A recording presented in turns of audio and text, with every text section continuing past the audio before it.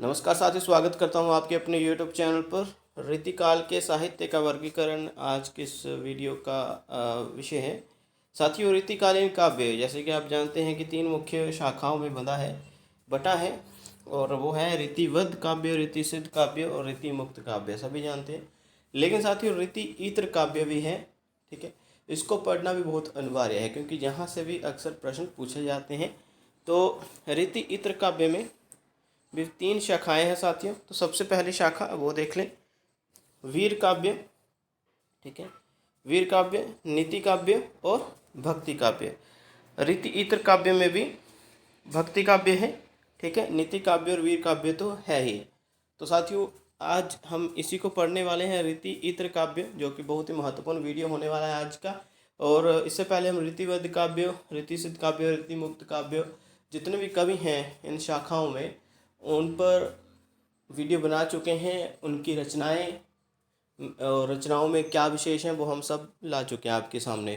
तो इस वीडियो में साथियों हम जो जानकारी आपको देंगे वो देंगे रीति इत्र काव्य की तीन शाखाओं के बारे में, वीर काव्य, नीति काव्य और भक्ति काव्य। तो शुरू करते हैं साथियों। सबसे पहले बात करेंगे हम वीर काव्य के बारे में, ठीक है।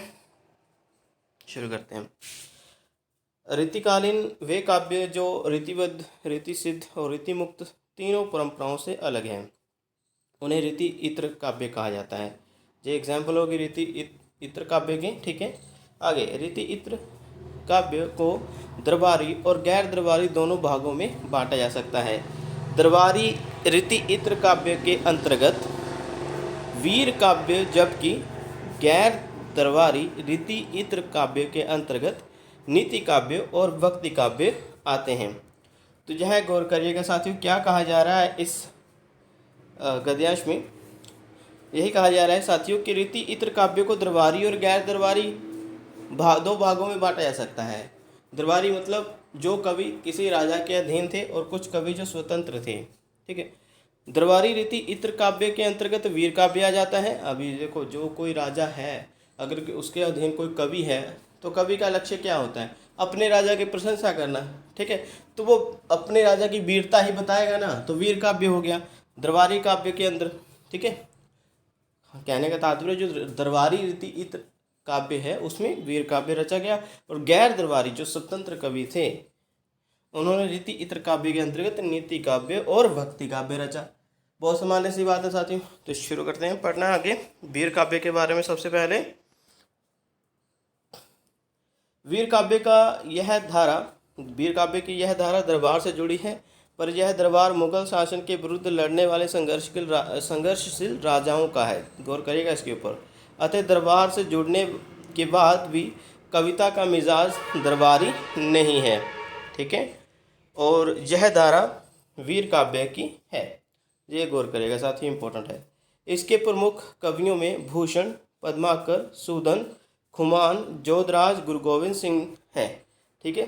तो क्या कहा जा रहा है कि दरबार से जुड़ने के बाद भी कविता का मिजाज दरबारी नहीं है, ठीक है। और मुख्य जो कवि वीर काव्य में वो ये है साथियों, देख सकते हैं आप। आगे, रीतिकालीन वीर काव्य विशुद्ध वीर काव्य कहा जा सकता है। इसमें श्रृंगारिकता का पुट ना के बराबर है। जो रीतिकाल का जो वीर काव्य है विशुद्ध, बहुत ही ज़्यादा शुद्ध जो है वीर काव्य कहा जा सकता है, और इसमें श्रृंगारिकता का पुट नहीं है। अगला पॉइंट साथियों, फिर उसके बाद रचनाएं पढ़ते हैं कौन सी है वीर काव्य में, रीति इत्र काव्य के वीर काव्य में। रीतिकालीन वीर काव्य में राजाओं की कीर्ति गाथाओं का अतिरंजित वर्णन होने के साथ साथ देशभक्ति और का गौरव भी दिखाई पड़ता है। आगे, रीतिकालीन वीर काव्य रासो काव्य की अपेक्षा अधिक प्रमाणिक है। इसमें तत्कालीन इतिहास सुरक्षित है। आगे, पद्माकर कृत हिम्मत बहादुर विरुदावली तथा भूषण कृत शिवा भावनी एवं 17 दशक प्रसिद्ध वीर काव्य है। तो हालांकि हम सभी जानते हैं पद्माकर वीर काव्य रचनाओं के लिए जाने जाते हैं, लेकिन श्रृंगारी के लिए भी जाने जाते हैं। श्रृंगारिक रचनाओं के लिए पद्माकर रीतिबद्ध कवि हैं, भूषण भी रीतिबद्ध कवि हैं। लेकिन जो रीति इत्र जो कवि हैं, हम उसको ही आपके सामने रखेंगे। रीति इत्र कवियों ने जो वीर काव्य लिखे, और ये मुगलों के अधीन, मुगल राजा जो थे, बादशाह थे, उनके अधीन नहीं थे, बल्कि मुगलों के विरुद्ध जो राजा थे साथियों, उनके अधीन ये कवि थे। ठीक है, तो जैसा कि ऊपर हमने पढ़ा वही बता रहा हूँ साथियों। ठीक है, वीर काव्य के प्रमुख रचनाकार एवं रचनाएं। रीति इत्र काव्य में सबसे पहली शाखा वीर काव्य की थी, तो उसको पढ़ लेते हैं। कौन से थे रीति इत्र के वीर काव्य के प्रमुख कवि? लाल कवि, जिसे गोरे लाल भी कहा जाता है। छत्र प्रकाश इन्होंने लिखा। ठीक है, प्रबंध काव्य है ये सूदन, सुजान चरित प्रबंध काव्य है ये भी।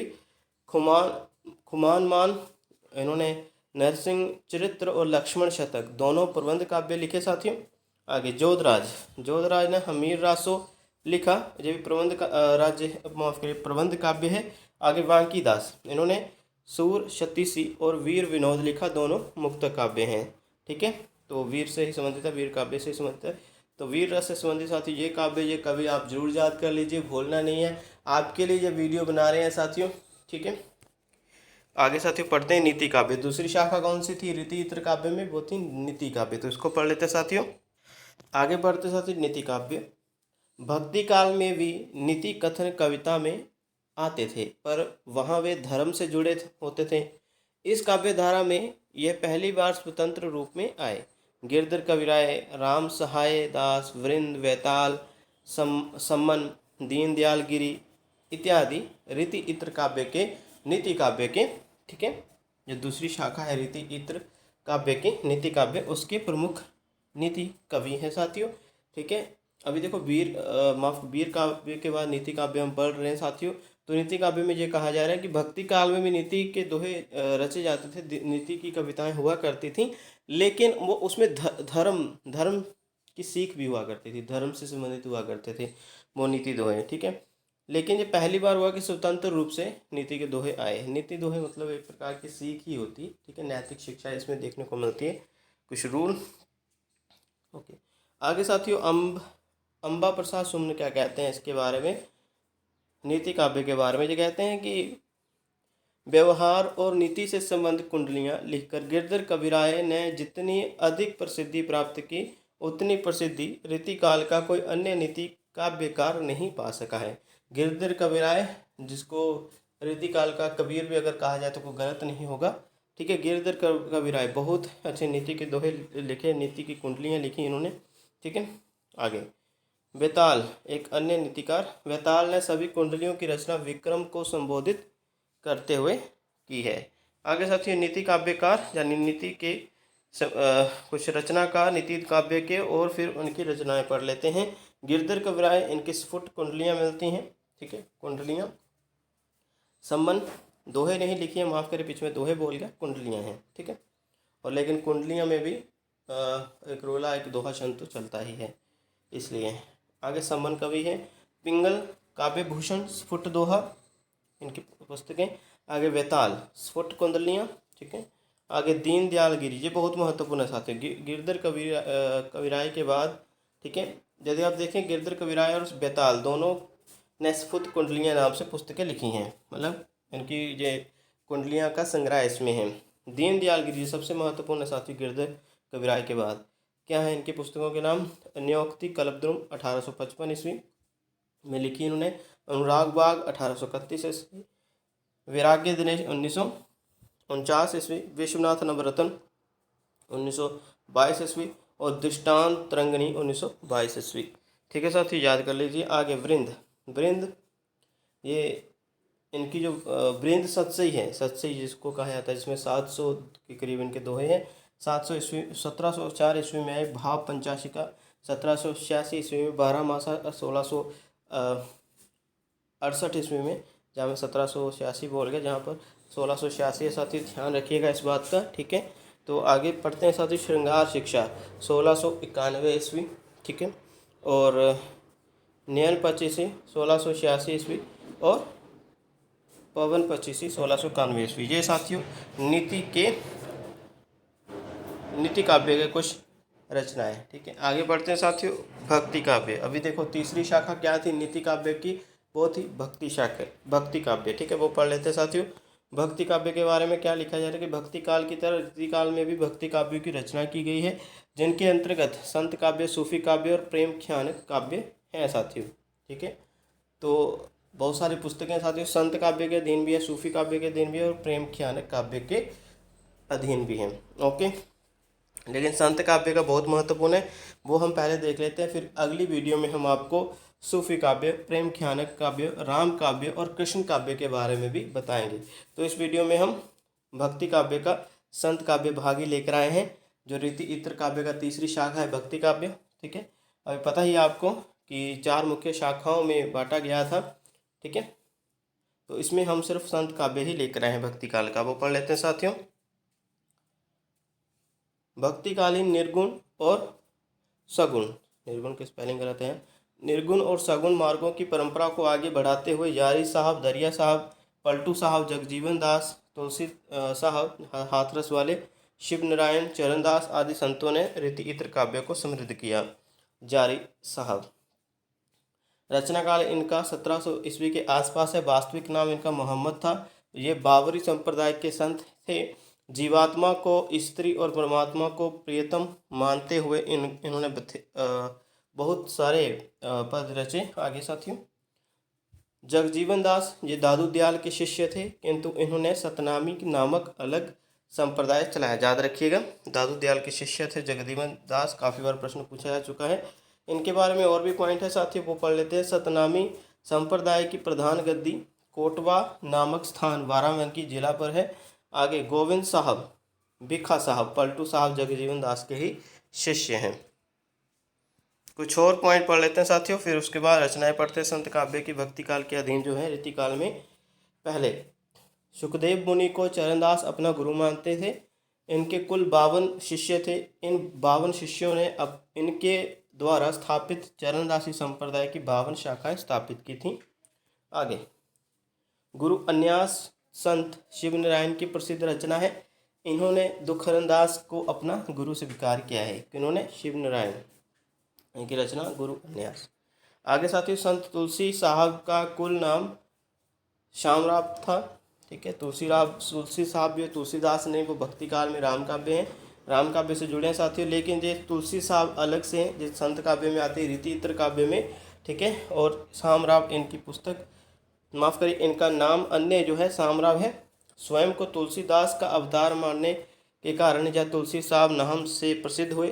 गुरु तेग बहादुर सिखों के 9वें गुरु थे। गुरुलिपि या जो बोल सकते हैं गुरुमुखी लिपि में आदि ग्रंथ में रचनाएं इनकी देखने को मिलती हैं। आगे साथियों, संत काव्य की कुछ पुस्तकें देख लीजिए आप। उससे पहले संत काव्य की पुस्तकों से पहले साथियों संप्रदाय जान लेते हैं जो रीति इत्र काव्य में हुआ है। ठीक है, जगजीवन दास, इन्होंने सत्यनामी सतनामी संप्रदाय चलाया। दोनों में से कोई भी एक नाम चुन ले, ठीक है, एक ही बात है। चरणदास, इन्होंने चरणदासी संप्रदाय चलाया। शिव नारायण, इन्होंने शिव नारायणी संप्रदाय चलाया। तुलसी साहब, इन्होंने साहब पंथ चलाया। शिव दयाल, इन्होंने राधा स्वामी सत्संग, अभी आप सुनते होंगे, वो चलाया है साथियों। ठीक है, शिव दयाल ने। आगे कुछ रचनाएं देख लेते हैं संत काव्य जो रीति इत्र काव्य में आती है साथियों, वो देख लीजिए। दरिया साहब 1664 से 1780 तक इनका जन्म है। ठीक है, 100 साल से ज़्यादा जीवन जिया इन्होंने। ज्ञान दीपक, दरिया सागर इनकी पुस्तकें। जगजीवन दास 1670 ईस्वी से 1731 ईस्वी तक, और इनकी पुस्तकें हैं प्रथम ग्रंथ ज्ञान प्रकाश, शब्द सागर, आगम पद्धति, महाप्रलय, प्रेम पंथ और अग्निनाश। आगे चरणदास, इनका जीवन जो है 1703 से लेकर 1782 तक है। कुछ पुस्तकें इनकी अमरलोक, आखंड धाम वर्णन, अष्टायोग, ज्ञान स्वरोदय, धर्म जहाज, पंचोनिषद, ठीक है, पंचोपनिषद, इस प्रकार से व्रज चरित्र, ब्रह्म सागर शब्द, भक्ति सागर,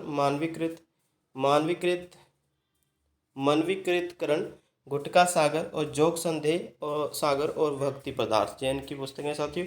ठीक है, आगे शिव नारायण गुरु अन्यास, इनकी पुस्तक पीछे पड़ा, 1716 से लेकर 1791 तक जन्म इनका माना जाता। तुलसी साहब 1760 से 1842 तक, इनकी पुस्तकें घट रामायण बहुत इंपॉर्टेंट है, रत्न सागर, शब्दावली, पद्म सागर, माफ करिए पद्म सागर, यह पूर्ण रचना है इनकी, पूरी नहीं हुई है।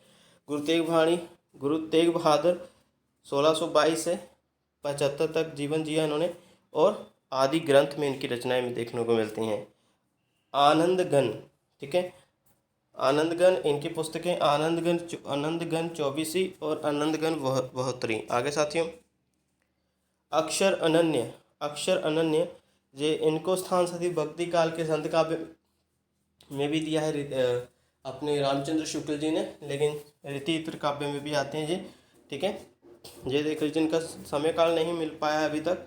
सिद्धांत बोध, ध्यान योग, विज्ञान योग, राजयोग, विवेक दीपिका, अनन्य प्रकाश इनकी पुस्तकें हैं। आगे साथियों, प्राणनाथ। ठीक है, प्राणनाथ 1618 से लेकर 1694 ईस्वी तक जीवन जिया इन्होंने।